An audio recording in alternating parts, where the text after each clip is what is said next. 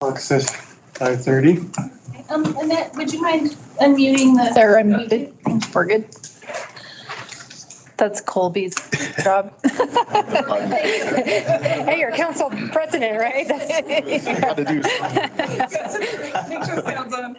Thank you, Council President, for unmuting us. All right, City Council is present, and I'm going to call for a roll call. I'll ask Amanda Payne to help us with that. We are all in a good sense of humor and got a great agenda in front of us. Welcome everyone that's joining us on Teams. So we'll do official roll call of all council members. Mayor Giles. Here. Councilmember Machezik. Present. Councilmember Nelson. Present. Councilmember Nielsen. I am. Councilmember Thrower. Here. Thank you, Council. Thanks, Amanda. Let's all stand and I'll lead us in the Pledge of Allegiance. I pledge allegiance to the flag of the United States of America and to the republic for which it stands, one nation, under God, indivisible, with liberty and justice for all. Thanks, everyone. Okay. Who would like to make a motion to approve tonight's agenda? I move we approve tonight's agenda. Second. Thank you. Both. A motion has been made and seconded to approve tonight's regular meeting agenda. All in favor, please say aye. Aye. Aye. Hearing no opposition, that motion carries. Look for a motion to approve the consent agenda. I'll move to approve the consent agenda. Thank you. Second. Thank you. Motion has been made and seconded to approve the consent agenda. May I have a roll call vote on that motion, please? Mayor Giles. Yes. Councilmember Machezik. Yes. Councilmember Nelson. Yes. Councilmember Nielsen. Yes. Councilmember Thrower. Yes. Thank you, Council. The consent agenda is approved. We'll move into general public comment. It's my understanding that we had one written comment. It appeared 3 times, but it's from the same author. Yes, there was a glitch, I guess, in originally trying to enter it. So they fixed that and he was able to enter it then. Did everyone on council receive that? Yes. Great. Okay. Has anyone signed up? Colby, could you check or Annette? There's nobody signed up. So no one signed, thank you. No one signed up for live, what we call comments here in this building. Did anyone Nobody signed up sign online. up online? Okay. Thank you all for helping me on that. We're going to move into our first item in the business agenda. This is Agenda Bill 22-254.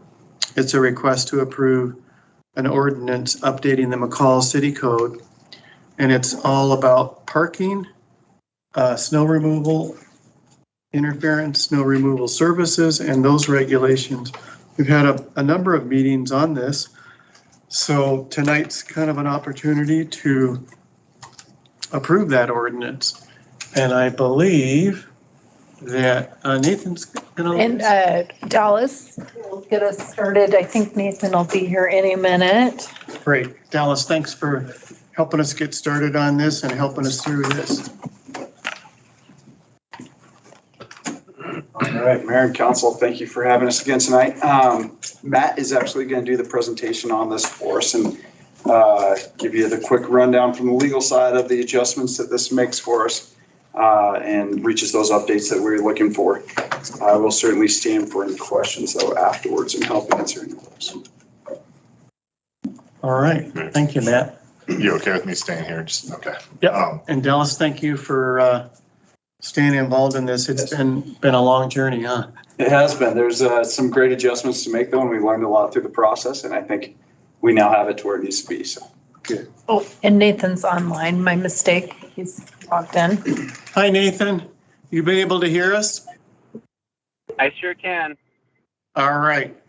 So Matt's going to help us go through some changes, and feel free to join us or raise your hand on the Teams environment and we'll recognize you, and we'll get this through a thorough discussion, and hopefully we'll have a motion to pass this ordinance.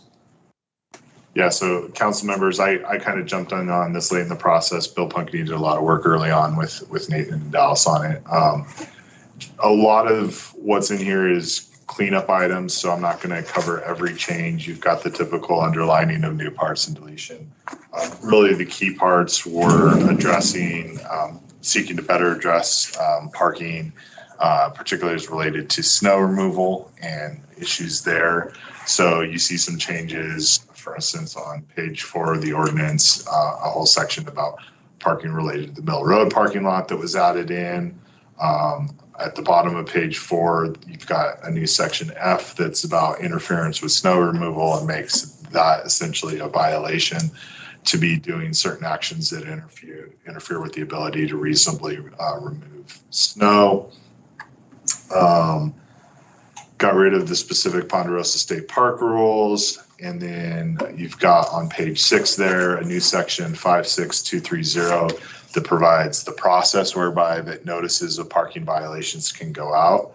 A big key in this was trying to simplify this so that parking violations could essentially be put out there by a variety of staff, including from the streets department, rather than being fully reliant on the police to do it and putting the task. So a number of the changes are to sort of help address there, be very clear about what's going in the notice, the ability to have separate ones.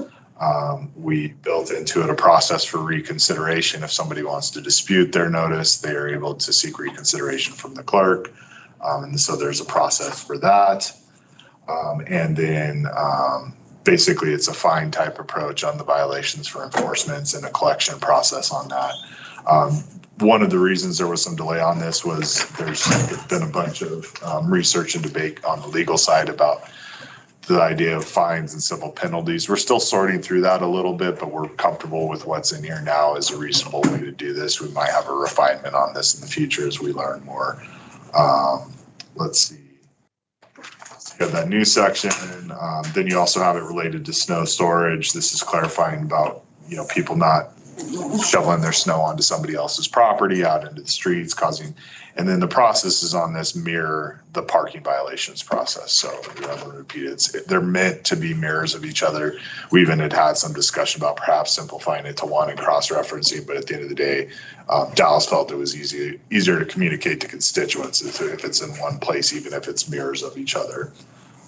And I mostly mention that just so you know, if one of these comes up in the future and you're on council, just remember if you're wanting to change it, you might need to change it in 2 different places process-wise. I think that's really the bulk of it. We've got a summary in there for you to keep the publication costs down if you approve it. And I'm happy to answer any specific questions. That's the quick and dirty overview. Great. For those of you that like to track the numbers, this is going to be ordinance number 1013. You can write that down. 1013. Questions for Dallas, Matt, or Nathan?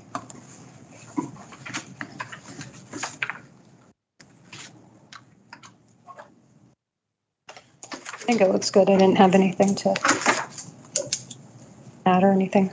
I think the last time we talked about this was several months ago, and I like the addition, which I think was an addition from several months ago, about the reconsideration, that process. And also there was something in there about you have 4 days to remedy a snow storage violation, which is nice. It makes it clear that, you can't get cited twice, like the next day for the same thing, but you got to deal with it. So seemed like a good balance. Yeah. Very fair.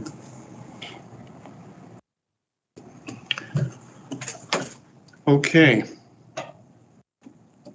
Well, then here's what we do.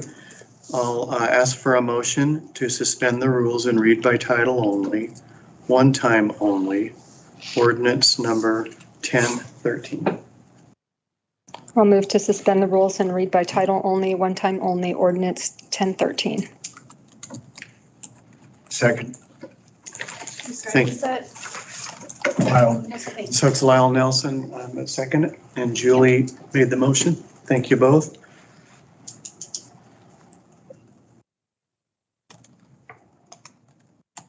All right, may I have a roll call vote on that motion, please? Mayor Giles, Yes. Commissioner Machesik, Yes. Commissioner Nelson, Yes. Commissioner Nielsen, Yes. Commissioner Thrower, Yes. All right, that motion carries. Thank you, council members, appreciate it. We're going to then take a pause and listen to Amanda read by title only, Ordinance 1013. Is it okay if I read that from here, or should I go to the front? Right there's, You can do it right here, we can hear you well. Just checking. An ordinance of the City of Mccall, Valley County, Idaho, amending sections 4.3.1, license required, application and procedure, and 4.3.2, snow removal contractor responsibility of Chapter 3, snow removal licenses, Title 4, business regulations of the Mccall City Code to establish fines and license suspension for unlawful commercial snow removal and provide for reconsideration of fines and business license revocation. Amending sections 5.6.210, authority to regulate, 5.6.220, general provisions and presumptions, deleting sections 5.6.230, Ponderosa State Park rules and regulations, retitling 5.6.240, penalties for parking violations, to notice of parking violations and procedures, and enacting 5.6.250, notice of parking violation delinquency and collection of Chapter 6, vehicle and boat regulations, Title 5, public safety of the Mccall City Code to authorize the city to regulate, limit, and control traffic and parking within its boundaries and provide for notice and collection of parking violations. And amending section 8.5.030, interference with snow removal and deposit on right-of-way prohibited. And enacting 8.5.040, notice of snow storage violations and procedures of Chapter 5, snow, ice, and rubbish removal, Title 8, public ways and property of the Mccall City Code to expand what constitutes interference with snow removal, violations for snow storage, provide penalties for violations and for reconsideration of fines and business license revocation, that word's gonna give me each time. Providing for savings and severability and providing for an effective date. Thank you, Amanda. I will look for a motion to adopt Ordinance 1013. I'll move to adopt Ordinance 1013, updating Mccall City Code Titles 4, 5, and 8, approve the publication of the summary, and authorize the mayor to sign all necessary documents. Second. Thank you both. Motion has been made and seconded to adopt Ordinance number 1013, updating Mccall City Code Titles 4, 5, and 8, approve the publication of the summary, and authorize the mayor to sign all necessary documents. May I have a roll call vote on that motion? Mayor Giles, Yes. Councilmember Machesik, Yes.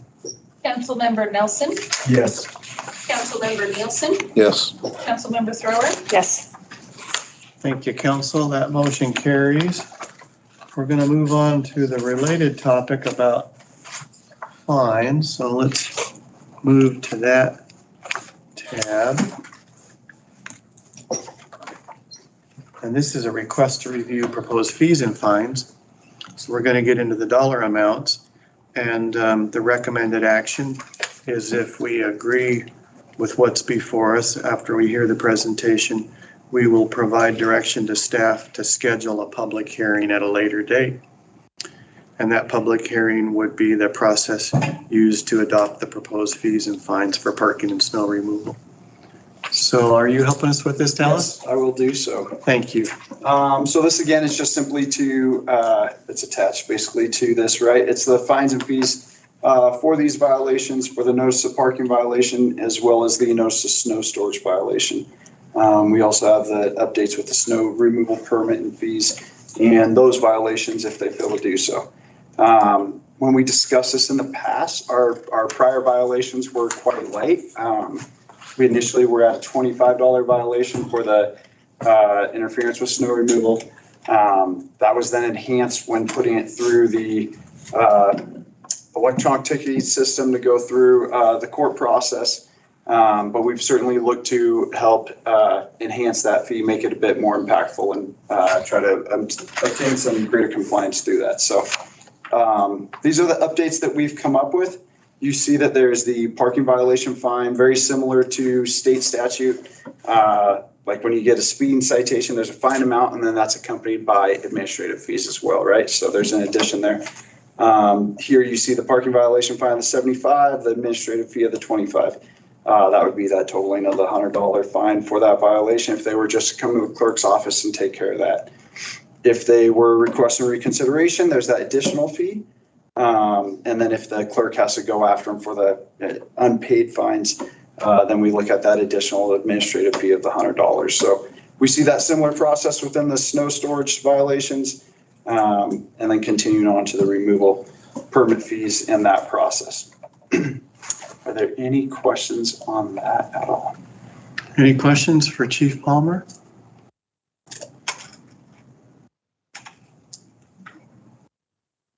Good work on that. Moving forward in basics. Well, I know you and Bessie Joe and others, it was a great team. You know, we've had a number of meetings on this and lots of good input. I think it's really well thought out. So unless anyone on council disagrees, and please speak up if you do, I'm thinking that our direction to staff will be to schedule the public hearing with these published rates. These would be published and follow the process that we do use for a public hearing. And then the council would be able to make a motion to adopt those fees at a future meeting during that hearing. Mm-hmm. And right now we have it tentatively scheduled for October 20th to give Bessie Joe time to publish the required notices. Great. So that would be the Does earliest. that sound good to council? Yes. All right. Excellent. Thank you, Chief. Appreciate it. Thanks, Dallas. Thanks, Dallas. Yes. Thank you, Matt.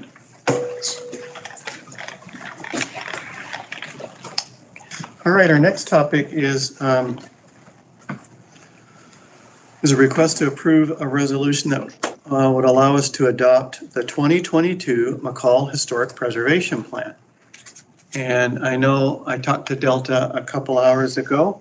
She is going to kick this off and lead us through the discussion, and it's a time to celebrate, right, Delta? To get a wonderful plan ready to be accepted.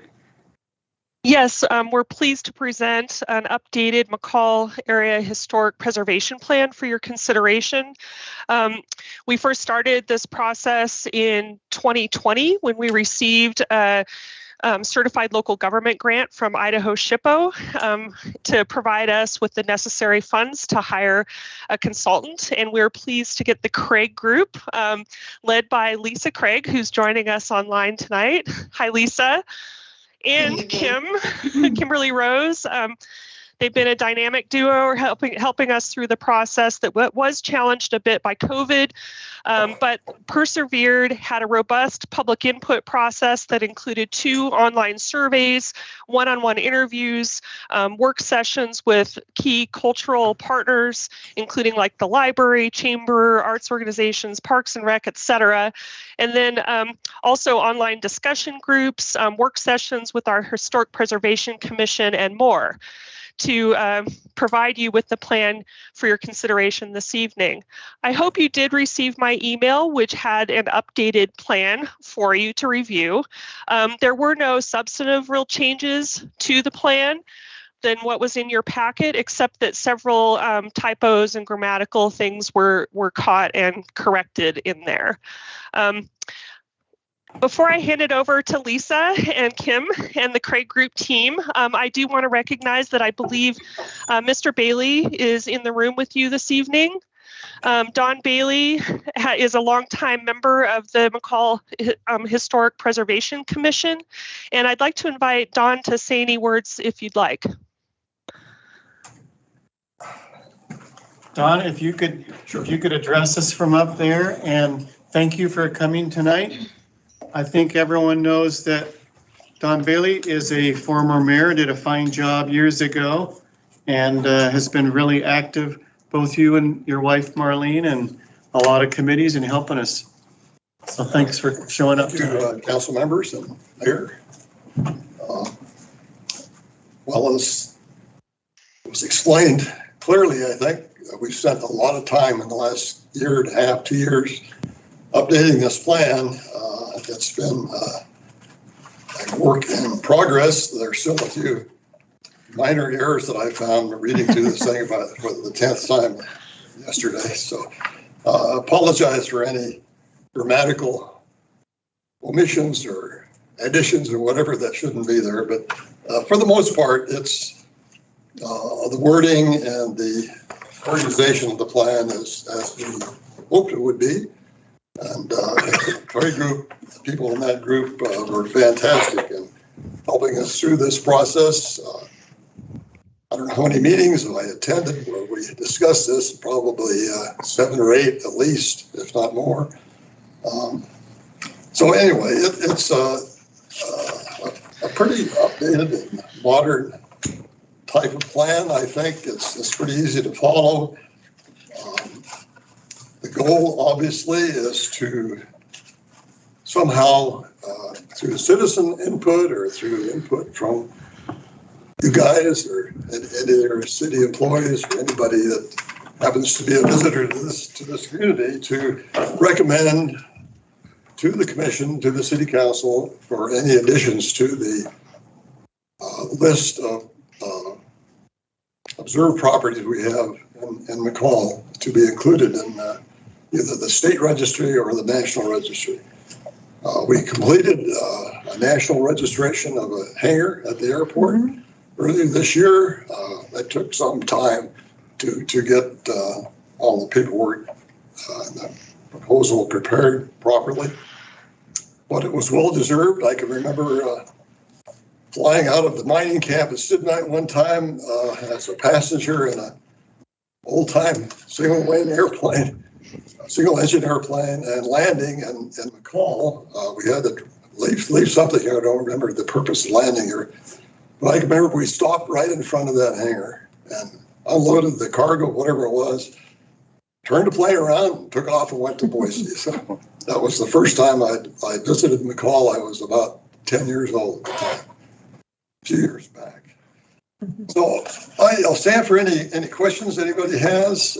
It's fairly, first part of the document is fairly wordy. It goes into some of the history and the objectives, the background, that sort of thing that would get people that are interested in the subject acquainted with what we do. And then the process for preparing additions to the plan to the historic registered properties in Mccall is pretty well documented here. There are a few minor mistakes that will be corrected as time goes on, but for the most part, the document is complete, and it's what we'll use to follow in our committee process in the future. So if you have any comments, questions, suggestions, I'd be glad to hear them. If not, you're welcome to approve it as is. We will be getting a presentation from the Craig group here, which will briefly go through the general goals, objectives, and some of the action items that have been defined. So bear with us a little bit.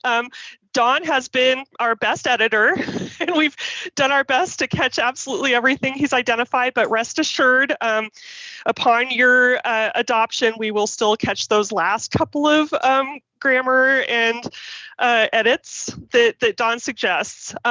This document has been reviewed by the Idaho State Historic Preservation Office, and we have received approval from them for the document to move forward. They've put their stamp of approval on it for us now, and it helps us retain our status as a certified local government entity in their eyes. So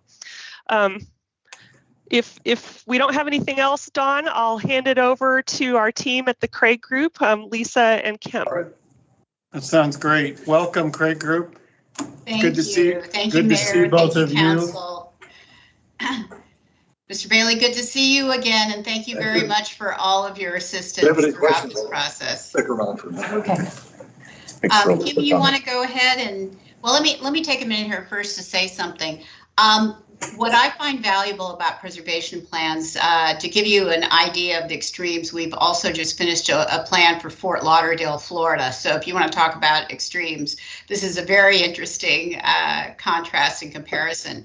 But what we tend to find is that sometimes this is the primary source document for a nice summary of the history of a community. So it's not just about looking forward to how you can reuse and designate, honor historic buildings and peoples associated with the community, but also a nice summary of the history. So many times you'll find it as a reference, just as you have the video, which does a terrific job of talking about the history and the families associated with Mccall.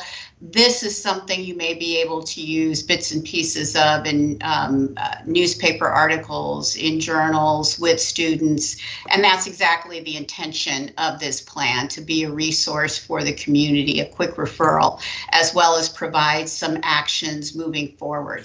There is no time frame on this. Delta and the commission and our team discussed that there are low, medium, and high priorities, so that way there is a checklist of things to continue working through as resources become available, whether it's staffing, funding, or working with various partners.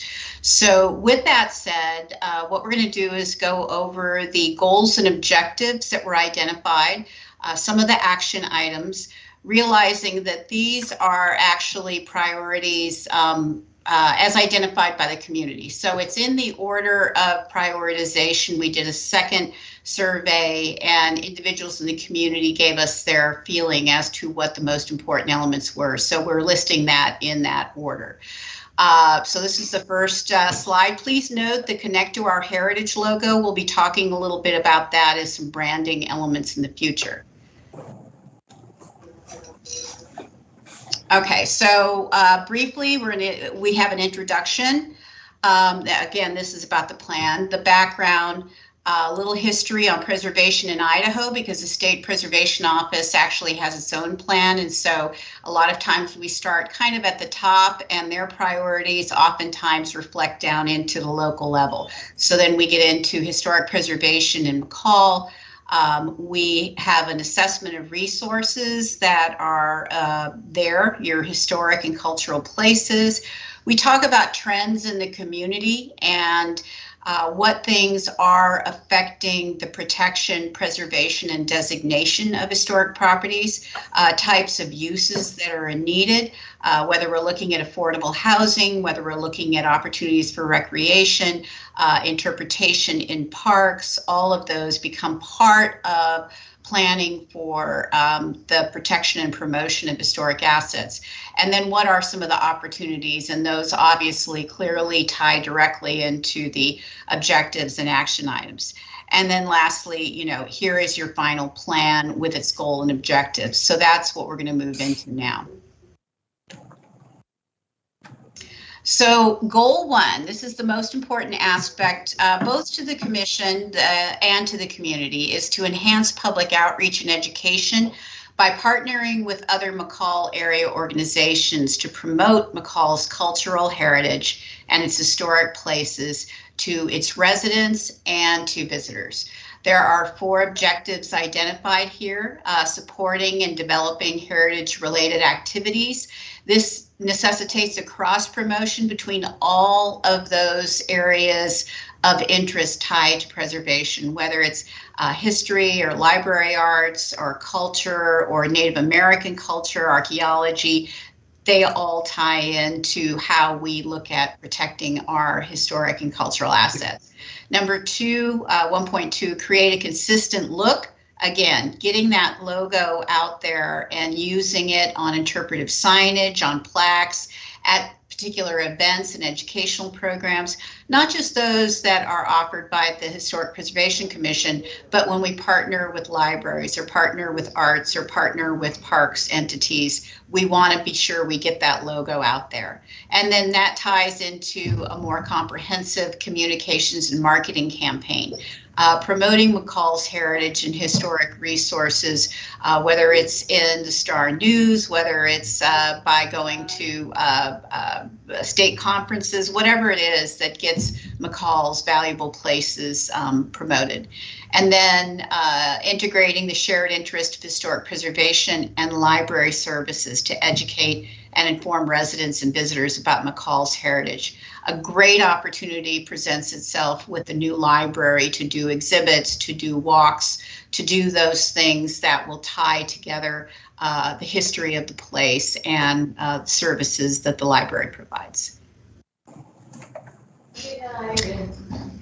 Some examples of those actions tied to Goal 1 would to be establish a regular gathering of heritage-minded organizations and individuals to work on collaborative projects and to integrate their planning efforts. We found when we talked to the library board, when we talked to the arts and humanities groups, there are a lot of interesting ways to tie together in existing plans they have. So we try to incorporate that into this. So then we get into this concept of these regular discussions with the Historic Museum, with Mccall Parks and Recreation, the Advisory Committee of the Public Art, and the Forest Service, how that brand again can be incorporated into outreach and cross-promotion.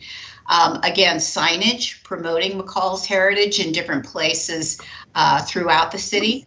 And then conducting oral interviews with residents. That's an important part of Mccall's history. Places matter, but people matter even more. And that's what we learned in the city of Mccall. So working with members of the Historic Preservation Commission that are very interested in gathering more of the oral histories. And again, something that the library or the Arts Advisory Committee would be interested in. Kim's flipping through as fast as she can, I'm sure. Okay, Goal 2 is to update and maintain a current and actionable inventory of historic resources. These would be buildings or sites, archaeological resources. We do this through ongoing survey, designation, and monitoring activities. The monitoring, particularly for those resources that may not have been intensively surveyed or are not designated, but those we know have value to the community, and as the capacity of staff or volunteer efforts allow or funding, they could be documented. So this would require an in-depth survey, what in the preservation field we call an intensive level survey of undocumented historic resources, so that we can identify if there are places that are yet to be listed in the National Register of Historic Places. So some of the actions related to that would be identifying and prioritizing certain areas. Are there neighborhoods? Are there districts or specific resources tied to, the timber industry, or is it tied to aeronautics, or is it tied to forestry? or the development of commerce in the community. What are some of the significant, interesting features? We need to inventory those, and there has been a beginning on that, but again, hopefully by working with particularly students, I think find some very good candidates for this kind of work for their final papers in high school, or if we're talking more about theses in college. And then incorporating all that survey data into the city's geographic information system. That is what's critical, because in that way, when we see a property owner perhaps coming in for an application to make improvements to their property, we then may be able to identify elements of that property that are significant and talk with them about an honorific designation, a National Register designation, which still allows them to do the improvements they need, but also recognizes the historic value of those resources. So. And then goal 3 is to promote the recognition and protection of Mccall's heritage assets. You can do this through policies, through plan integration. Again, what is the comprehensive plan and the preservation plan and the Parks and Recreation plan all say about valuing historic and cultural places. We also do that through regulatory tools, and we do it through incentives. Again, we've talked about the objective being integrating historic preservation into other City of Mccall plans. So as council sees other plans coming to you, or even more importantly at the committee level or at the staff level, we can say, listen, we have this adopted historic preservation plan. There is likely some overlap. Please take a look at that as you are moving forward with development of your new plans, because we believe we've made every effort to integrate various agencies into this. Another opportunity that really exists with the new Idaho State Property Rebate Enabling legislation. This would help to develop a program that could recognize buildings and sites of local historic significance by landmarking them locally, and implement a tax incentive to encourage preservation of landmarks. So that is a program to be watching and to be modeling based on what other communities have, to be talking with the Idaho State Historic Preservation Office and moving forward with that very useful program to protect historic places. And then some of the examples of actions tied to that goal 3 is just what we talked about, incorporating them into other plans, developing landmark designation criteria, and going through a process that supports city council approval.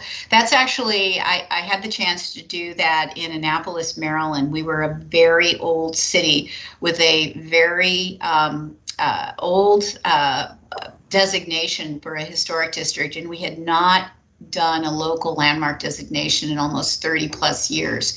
So it was a lot of fun to work with the commission and with a couple of key city council members to identify some designation criteria and get some really culturally important places designated, more so for the value of that place as it contributed to the local history and culture than for its architecture. So we were able to be very expansive and gather in a lot of members of the community who thought sometimes they were not well represented. And then lastly, amending any city ordinances to strengthen the protection of Mccall's historic resources as appropriate.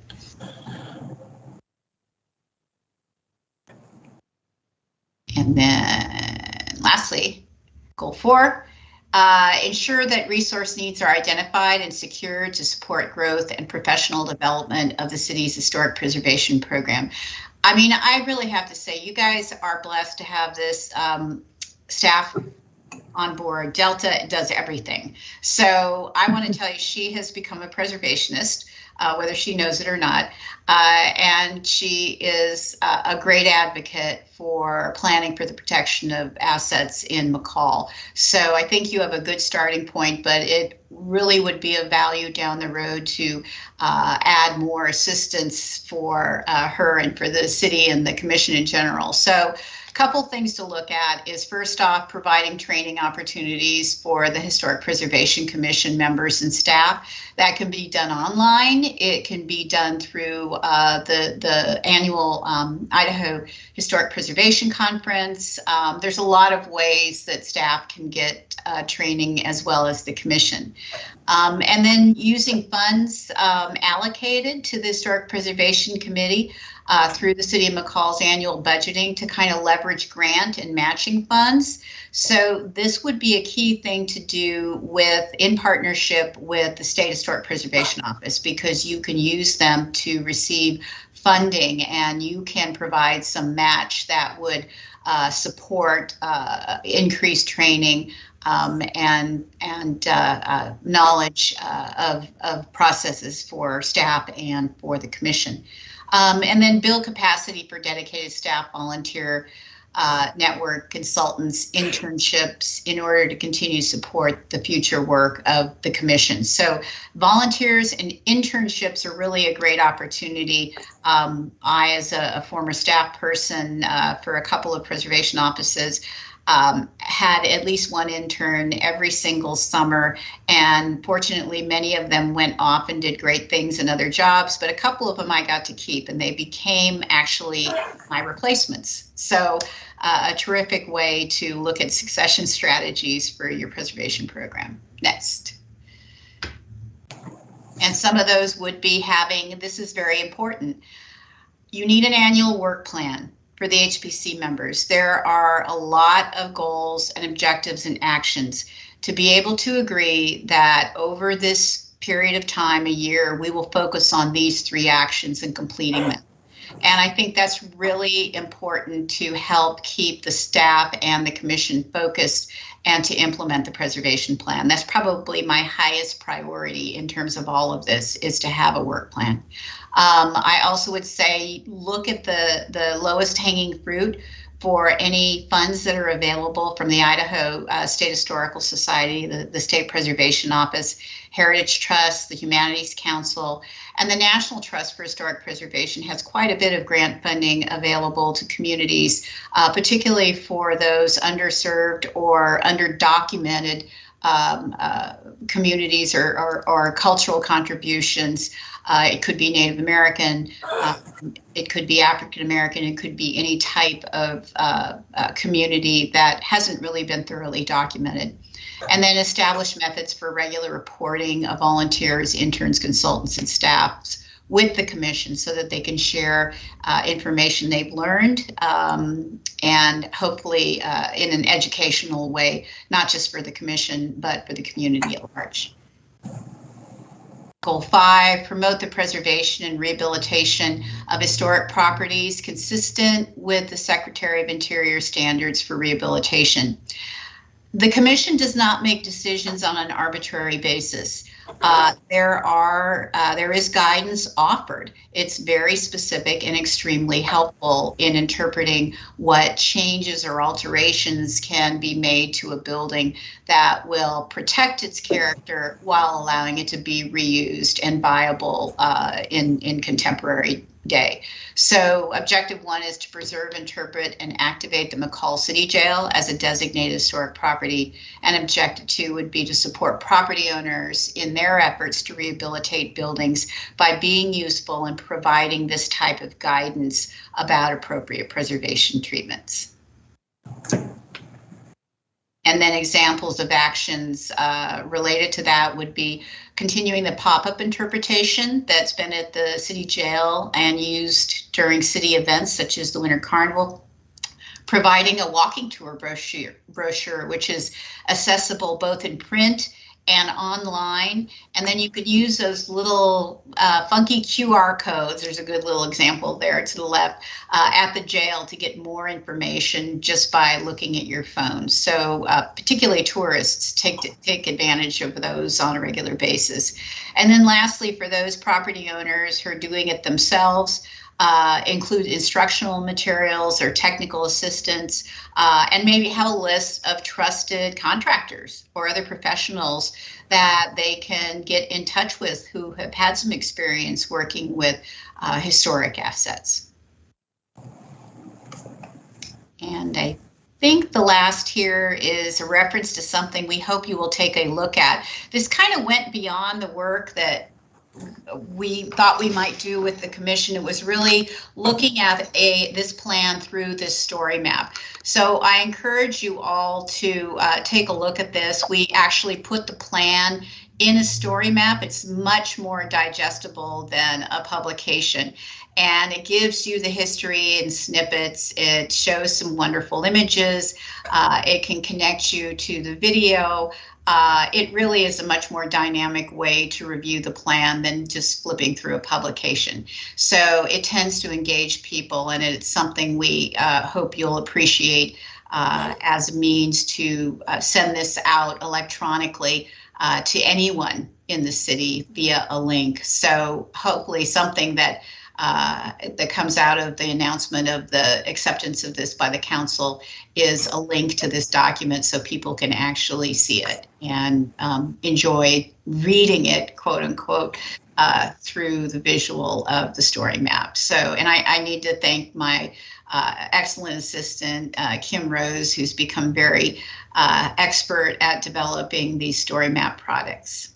And with that, Delta, I think that's all I have to say. If there's anybody that has any questions, we're happy to take those. Thank you, Lisa. Thank you, Kim. Yes, we'll open it up for questions, but before I do that, I just want to give a heartfelt thanks to you and your team. You really have gone above and beyond what we expected to be kind of a modest update, ended up being a total overhaul. And then on top of that, you threw in a story map for us. So thank you for doing all the work you did through difficult times with COVID and having to pivot through all of that. It's been a pleasure working with you both. Thank you, Delta. We appreciate it. And with you as well. Mayor, I'll turn it over to you and we'll stand for any questions you or the council may have. Thank you, Delta. So Lisa and Kim, that's a really good summary that we received tonight, and Delta gave us a great summary about how great a project, how nice a project, how useful it will be for us. We're excited about it. What is the name? I'm going to ask Lisa, is it called a story? Story map. Story map. Yeah. That is really impressive. And the story map is currently linked on the city's website on the historic preservation page. You can find it there. And then I believe I did include a link to it as well in one of the emails, but I'm happy to send it out again. Well, that would be great. We, all of us get out in our town. We have a lot of friends that ask us questions. Bob, what's the history of this site? Who is this family? Is this really true? And I find it extremely helpful to have publications like this and plans like this and people like Delta James and the Craig Group to help us with that. Council, questions or any accolades or comments you would like to share with our audience? I sure do. I have a feeling I will be long-winded, but on this, but so if somebody has short comments, I'll let them go first. Go ahead. Go for it. Okay, I'll go for it. So one thing I read this and I think I see the opportunity, but I'll make sure this shines forth. A really important thing to me about the historical preservation is what shapes the future. And it's the way we carry the best of the past into the future. And it's the way we sustain the things that the previous matrons and patriarchs of the community. And when I speak of matrons and patriarchs, having grown up here as a little teeny kid and gone forward, I'll mention a couple things that I think about shaping the future.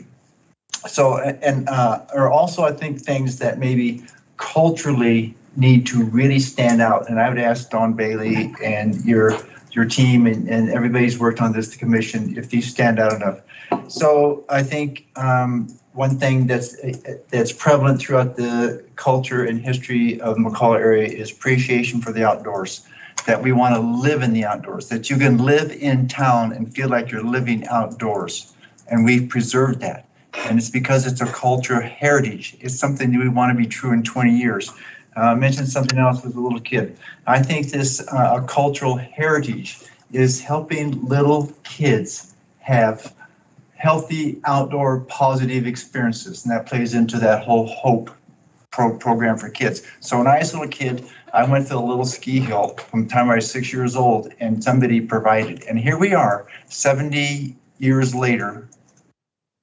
When I was a little kid, almost 70 years from when I first started skiing at a little ski hill. We're doing the same thing.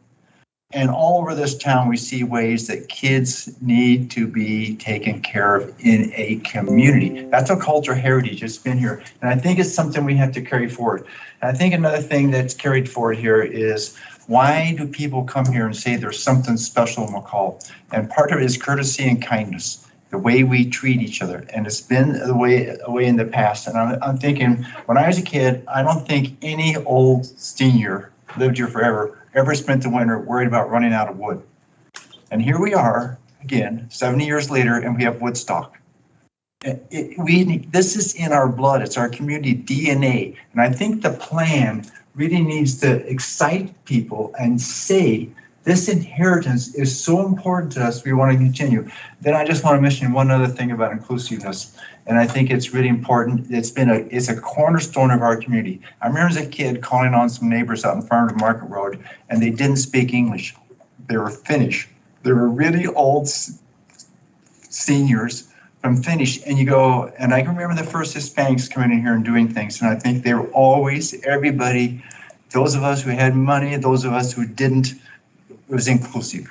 We didn't know who was who, practically. So I think the idea that we look forward and we think, okay, now we have a slightly bigger pocket of inclusiveness and diversity here, and that we should think of these things as being our cultural inheritance. And this plan needs to help us see and be aware of the value of this and how we carry it forward. And as long as I thought I was going to be, I'm done. Thanks. But yeah, I guess I'd ask her if we think those kinds of things are what's going to be established because of this plan. Because a plan is something that looks forward. So, okay. You can tell I'm a little bit excited about this and think it's really significant. Thanks, Lyle.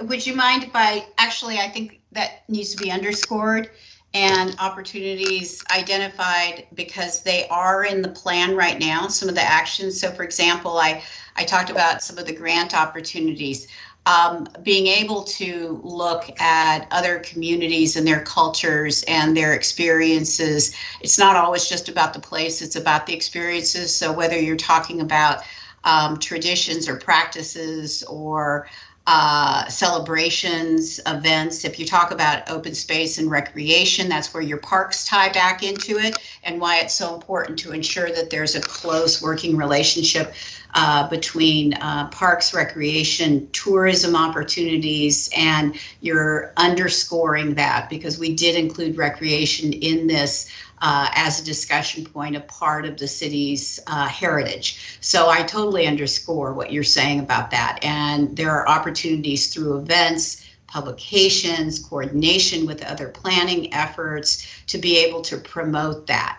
And that's what we kind of left up to you all to figure out how best to accomplish those actions through this plan.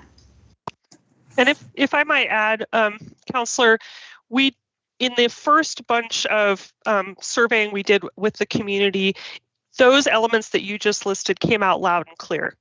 So you have your finger on the pulse, and we heard them over and over, and really that was the foundation for what became the goals, objectives, and actions of this plan, were some of those same sentiments about our unique sort of culture in the ways of our relationship to the outdoors, our relationship to each other. So our next step as a Historic Preservation Commission, we're going to start at the very next meeting, assuming this plan is adopted this evening.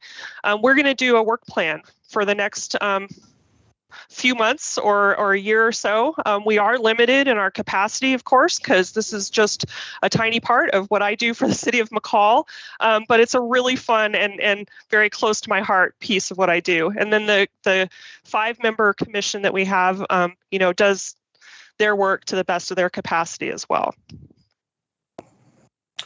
Thanks. That's a good reminder that those themes surfaced from the public and their values the public wants to see prevail going forward. So nice to know that you're all keyed. We'll help make that happen. Council, you're ready to make a motion to adopt this? Ed, can Go I ahead. comment? Yeah, everyone has had a chance to comment, but I'm just trying to keep us moving on our timeline tonight. Yeah, I'll try to be quick. And thanks, Lyle, for putting that out there. I think you said it really well, and you'll see it's a very important part of our community. And I think having this plan hopefully will kind of help ignite a new spark in historical preservation. And I think, and that goal number 4 with making the plan is huge, and having this document to help guide that will be a big help. I mean, we've seen it in all the other plans that have been created over the years, that it really, having a guiding document really helps accomplish goals. And then I guess the only other thing was looking in like the architectural stuff. I didn't see it, but maybe I could read closely again about a mention of stibnite houses, and that's a very interesting piece of our community. And when you speak of like different neighborhoods or whatever that could be considered for that, I think that's a really cool story about those houses that are still occupied.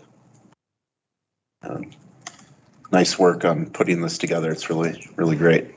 I'll just really quick, Bob. I'll second Colby's comment on some of the neighborhoods. I live in a stibnite house, and which we have remodeled, but we have kept the original windows, are keeping the original siding, and are trying to do our best with what we know. Of course, we're not, we don't have experts or professionals. We're doing it all ourselves, but we're trying to maintain the look, and we're not adding on or doing anything to it. And so I really appreciate the stories. Even, I mean, there's so many people walked up and just curious what we're doing, and I know someone that lived there. I used to go there, my high school friend, or the doctor lived there, or this or that, or everything. So I think that neighborhood has a lot of houses like that, and it would be nice to have some sort of recognition of that, and like you're saying, help property owners to keep those historical aspects of those houses the best they can, but still make them livable, which is can be a challenge. But and just one other comment is I hope part of this, I know there's probably a lot of thoughts about work plans and what you want in it, and I hope one of the priorities is to try and form some sort of collaboration with the Nez Perce tribe. I think when I think of historical things, I think it's much easier to recognize like the architectural stuff, the historic stuff, that the buildings we've built that are still here, but there's so much there before this became a town that is, that there's historical, cultural stuff that's not in buildings and that kind of thing. It's harder to find and harder to see for people, I think. So I hope there's some sort of collaboration with them to get that recognized. Yeah, and if I might, in response, the Historic Preservation Commission has already built bridges with the Nez Perce tribe. We discovered a cambium-peeled tree in Rotary Park and did public outreach and presentations in partnership with the tribe about that. We recently were awarded a grant through Idaho SHPO to provide interpretive signage there. So if speaking on behalf of the Historic Preservation Commission, I know they echo your desire to honor and celebrate that aspect of the indigenous peoples and their culture that occupied our area first. So definitely, and also the stibnite houses have come up again and again as a possibility for either districting or at least local landmarking, so it is the impetus for some of those, and the commission is very aware of that as a unique sort of story of our housing stock. Thank you. All right, I'll look for a motion to approve Resolution 22-30, which would adopt this Mccall Historic Preservation Plan dated 2022. Make the motion to approve Resolution 22-30, adopting the 2022 Mccall Historic Preservation Plan and authorize the mayor to sign all necessary documents. And nice work, Delta. I'll second. Thank you both. Motion has been made and seconded to approve Resolution 22-30, adopting the 2022 Mccall Historic Preservation Plan and authorize the mayor to sign all necessary documents. May I have a roll call vote on that motion? Mayor Giles, Yes. Councilmember Machesik, Yes. Councilmember Nelson, Yes. Councilmember Nielsen, Yes. Councilmember Thrower, Yes. Thank you, council. That motion carries and the plan is adopted. Lisa, Kim, and Delta, thanks very much. Really appreciate Thank you your so help. much, Lisa Thank you. and Kim, for all your hard work. Toast to you. I wish we could do it in person. And thank One you, day. Mr. Bailey. Yes, thank you, Mr. Bailey, as well, for coming tonight and representing this. Thanks, Thank you, Todd. Mayor and Council. It was a joy to work with you all. And it sounds, Delta, like you already have your work plan because you just heard it tonight. So. All right. We're going to move on to. Well, I'd just like to thank you all very much. I have another appointment I'm a little late to, so Good to see I you. appreciate the support and the comments made by Lyle and you also that it's home. Yeah. Thanks for all. Lady that lives in a Sidnite house, I lived in one for about 15 years when I was little. Maybe it was mine. Everybody's lived there at some point or another. Thank you, Don. Lived in one at Stibnite. Oh, he would, well, yeah, it may have been mine because it was from there, so. All right, we're going to move on to the St. Luke's Community Health Improvement Fund grant application. Delta, will you lead us through this one? His dad worked up there. Yes, Mayor, Council, the Parks and Recreation Department is requesting approval to submit a grant application to the St. Luke's Community Improvement Fund to support the purchase of summer and winter recreational equipment that would be utilized throughout their program suite and also offered to the community through their loaner equipment program. And many of their partnering organizations also use the equipment of the Parks Department.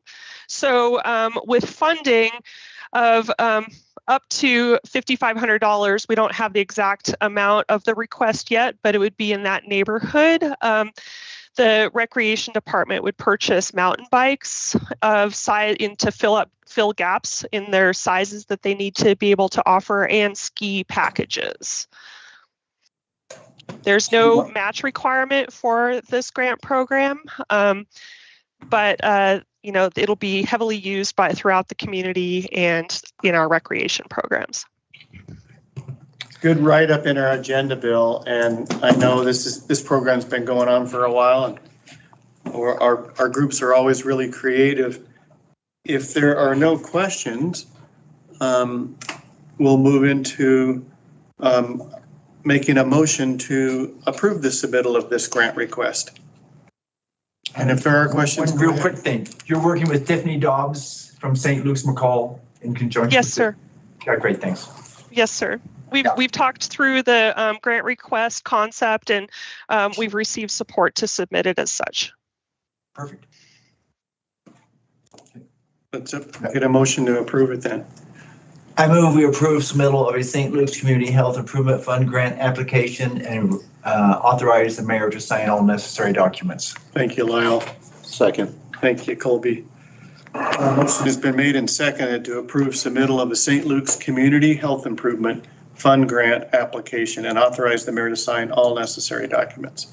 May I have a roll call vote on that motion? Mayor Giles, Yes. Councilmember Machesik, Yes. Councilmember Nelson, Yes. Councilmember Nielsen, Yes. Councilmember Thrower, Yes. Thank you, council. Thank you, Delta. That motion carries, and good luck on that grant request. Next, we're going to revisit the fiscal year 22 tourism LOT. And we have a proposal in front of us in our agenda bill for the estimated excess of $105,000. So everyone's had a chance to look at that. And we have, of course, our LOT expert here, Amanda Payne. And Annette can give us a quick synopsis on this proposal. Great, thank you, Mayor Giles, Council, Annette Spickard, City Manager. At your last meeting, you did approve a budget amendment that recognized that we had additional tourism local option taxes that were flowing into the city beyond our original budget estimate. And so the purpose tonight is to talk to you about how you would like to utilize those dollars. As a reminder, this is from FY22, which that budget ends September 30th, coming up here right around the corner. So this does not impact any of the grant allocations that you talked about when you adopted the budget that starts October 1. I think there was a little confusion when there was the article that came out in the paper from some of the people that were on that list. So this particular funding cycle was approved by you last summer. And so everything that was on the commission's recommendation is funded in it, as well as the contingency projects that were on that list. So everything got taken care of or will get taken care of. And after that's done, staff estimates there may be potentially $105,000 left over. We won't know until all the last receipts come in related to September. Internally, you had asked me to check in with staff to see what we would recommend for the use of these funds that meets the ordinance.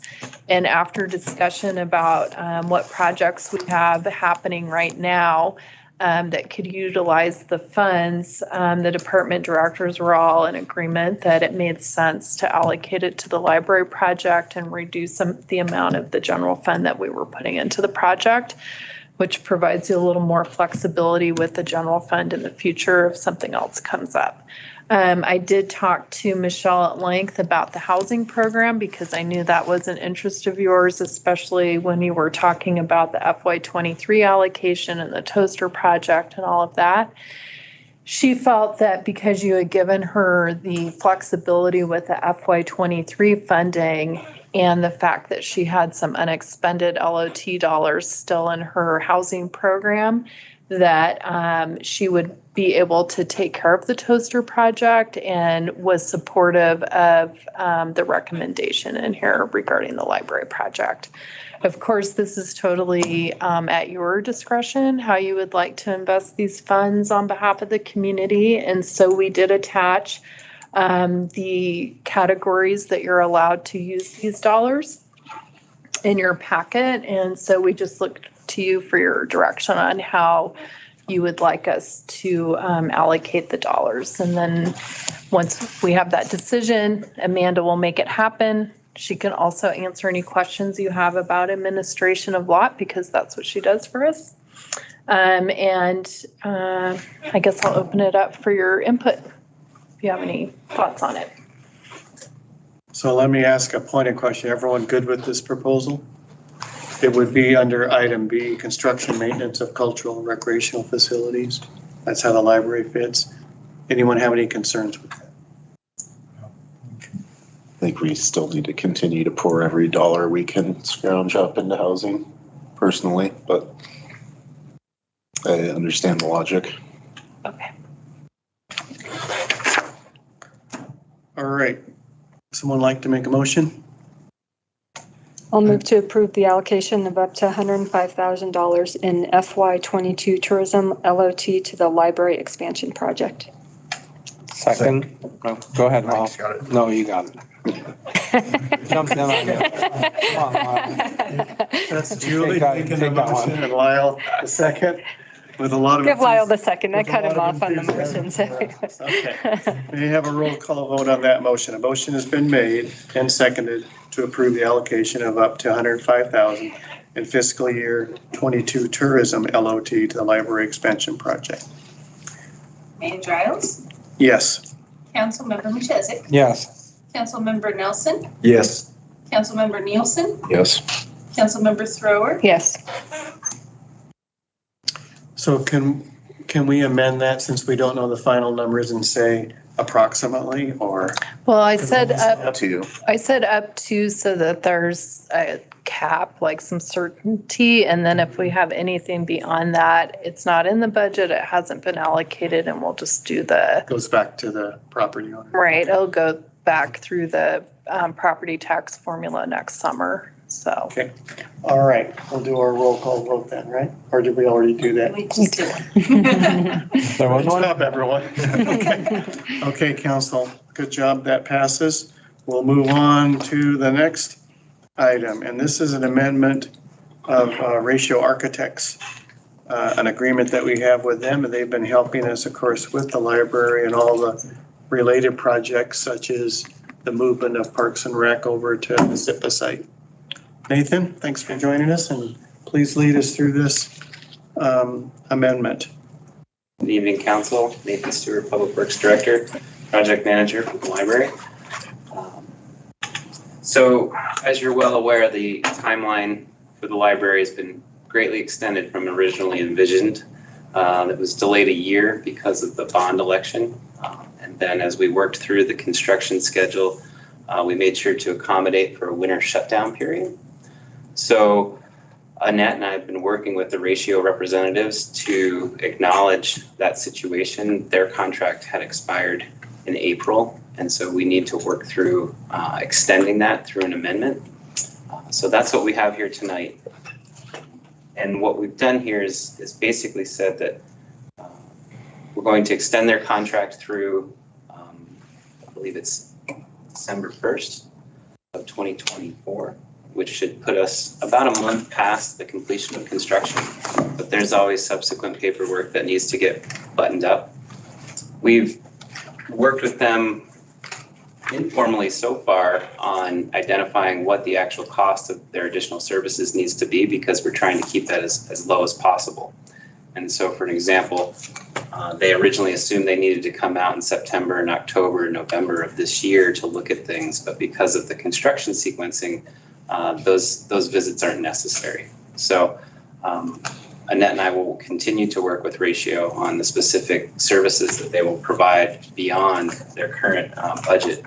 But this amendment simply gets us into a position where we're still in a legitimate contract with Ratio, and they are on board through the completion of the project. It's basically formalizing the paperwork.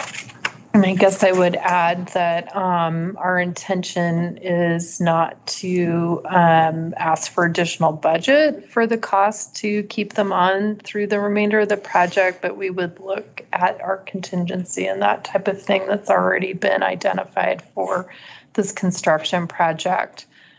So the total price of the project's not going to change. But we do need to formally have them officially under contract to get through the rest of the project. Everybody good with this? Yes. Thank you for catching that. And yeah, it's really important. They've been a great team member on this project. Okay, I would look for a motion to approve the AIA document G802. I move we approve AIA document G802, amending the professional services agreement with Ratio Architects B133, authorize the mayor to sign all necessary documents and authorize staff to manage proposals for additional services in accordance with the city's procurement policy. Second. Thank you both. Motion has been made, seconded to approve AIA document G802, amending the professional services agreement with Ratio Architects B133. Authorize the mayor to sign all necessary documents, authorize staff to manage proposals for additional services in accordance with the city's procurement policy. May I have a roll call vote on this motion? Mayor Giles, Yes. Councilmember Machezik, Yes. Councilmember Nelson, Yes. Councilmember Nielsen, Yes. Councilmember Thrower. Yes. Thank you, council. That motion carries. I'm going to move on to golf course topic. We have a specific proposal And we are being asked to approve Landscape Unlimited LLC contract. And this has to do with one of the top priorities in our long-term capital improvement plan for the golf course. So Eric, thanks for joining us. Good evening, Mayor and Council. It's nice to see you all in person for the first time for a long time. I'm here tonight, excited to be able to start moving forward on our master plan projects. In February, when I was at conference, I talked to all the contractors that I could find that were at the conference, and only Landscapes was the only one that said that they would be working in the area and weren't already busy through 2023. As you might know, they're working at Tamarack and will be there for a couple of years. So this works in very well with them being able to put us on, save us some cost of relocating equipment and staff, and help work through the T projects. So I'm requesting you agree with the contract and Mayor sign all the documents needed. And the dollar amount, $219,940. That includes the performance bond, so everything's great. Yes, we did have a little, I'd gotten an email while we were finishing up the contract on Friday, and I misunderstood that they were going to increase the bond, so the contract had the addition in it. We will get that corrected before you sign. Okay. So the number that's in the agenda bill is correct. It is correct. Awesome. Okay, any questions for staff? Good with Eric's proposal? I can tell you after having conversations with him last Friday night at the open house, he's worked really hard on this and been learning a lot about our procurement. So thank you for being persistent on that, and thank you, White Peterson, for helping us. Okay, let's make a motion to approve the contract then. I move to approve the contract with Landscapes Unlimited LLC in the amount of $219,940 and approve, and authorize the mayor to sign all necessary documents. Thank you, Julie. Is there a second? Second. Thanks, Lyle. Okay, motion has been made and seconded to approve the contract with Landscapes Unlimited LLC in the amount of $219,900.40 and authorize the mayor to sign all necessary documents. May I have a roll call vote, please? Mayor Giles. Yes. Councilmember Machesic. Yes. Councilmember Nelson. Yes. Councilmember Nielsen. Yes. Councilmember Thrower. Yes. Thank you all. Thanks, Eric. That motion carries, and hope that project, we can get a lot done this fall, hopefully, right? We're going to work at it. All right. Now we're going to move on to the Bighorn subdivision, final plat findings of fact, conclusions of law and decision.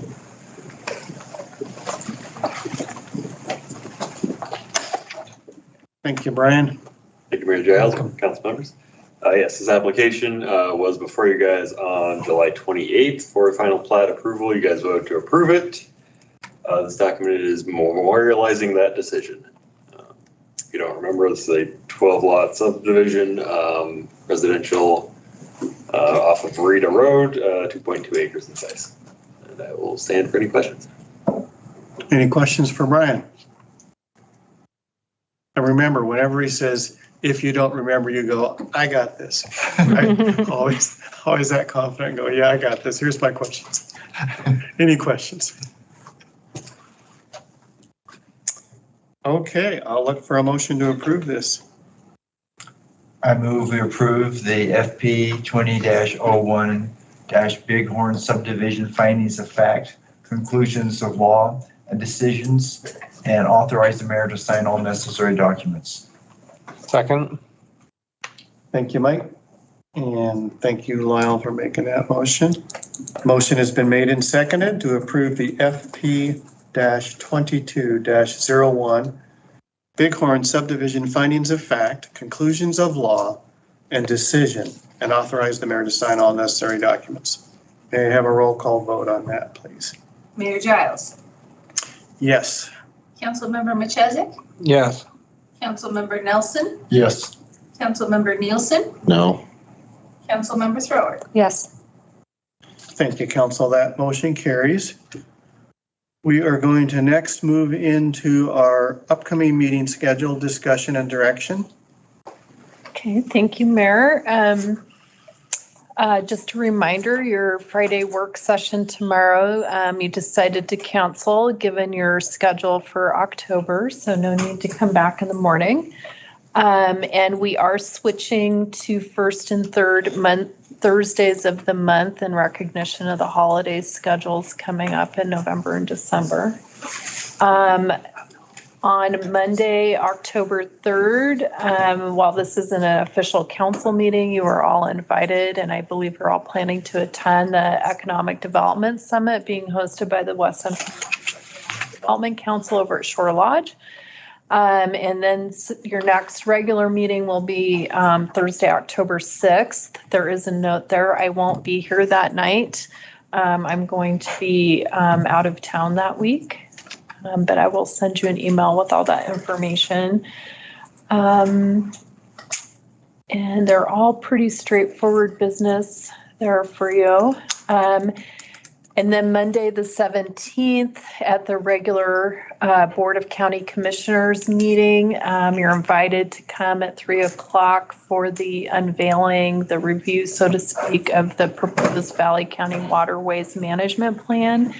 The first draft, it is out and available for public review and comment, so you can read it well in advance of October 17th and make any notes that you have. And I believe the lead staff person on that's Dave Bingaman over at Valley County, correct? If people have questions. I'm looking at Councilor Machesik because he's been our liaison working with the county. So you can get further information ahead of time from Dave if you have specific questions. Let's see. And then I don't need to read all of this out to you. Do you have any questions about anything upcoming? I am doing some research, Councilor Thrower, on when and what we can provide to council about the source water protection plan that you had asked about at the last meeting. So we will give you all an update on that.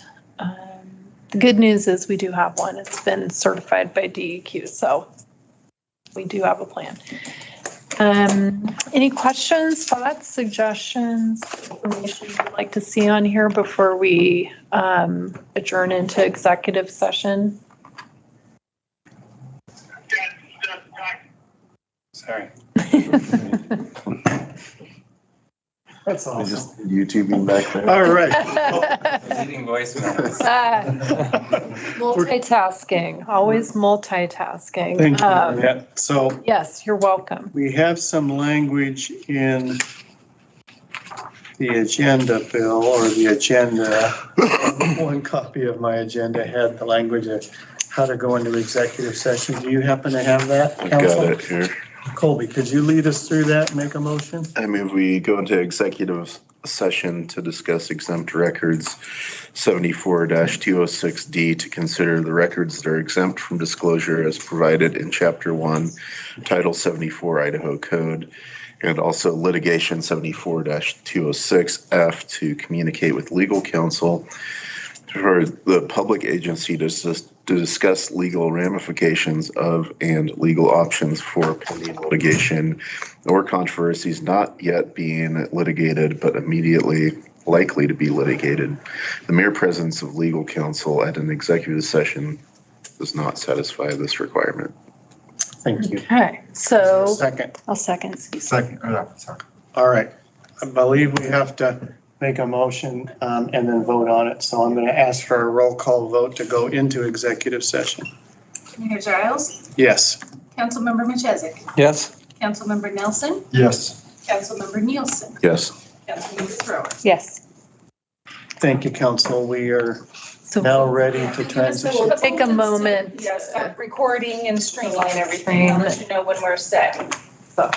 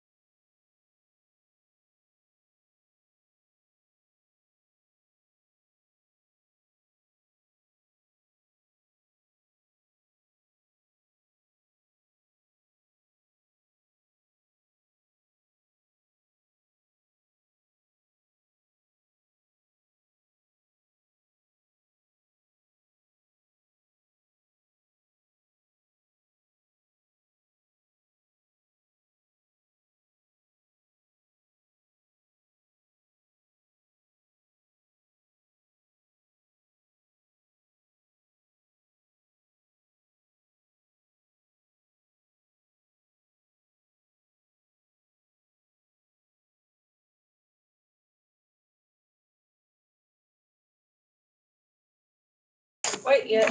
On, it says recording started. Yeah, we're recording. I just don't think you've got it up streaming yet.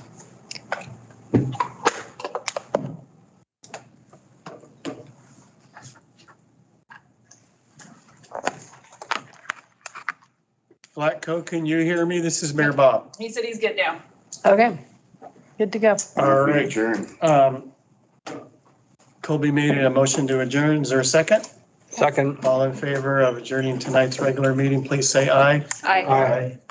Thank you all. Okay, thank you.